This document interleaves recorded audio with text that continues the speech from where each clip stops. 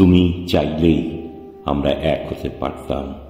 লেখক জয় বিশ্বাস, কণ্ঠে শ্রী শ্যাম। অনন্তকাল ধরে তোমার পথের পানে চেয়ে দেখা, তুমি লক্ষ কোটি নক্ষত্রের মাঝের সবচেয়ে উজ্জ্বল তারা। শত বছরের পুরাতন জীর্ণ প্রান্তর থেকে শুনেছি সে তোমাকে কখনোই ভালোবাসেনি। আমার ভালোবাসা ছুঁয়ে দেখা হলো না, তোমার কোলে মাথা রেখে স্বপ্ন দেখা হলো না। অথচ তোমাকে ভালোবেসেছি আমি, তবুও ভালোবাসোনি তুমি।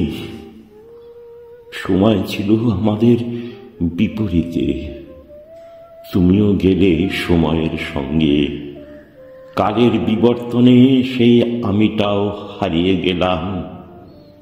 অথচ তুমি চাইলেই আমরা এক হতে পারতাম। নমস্কার।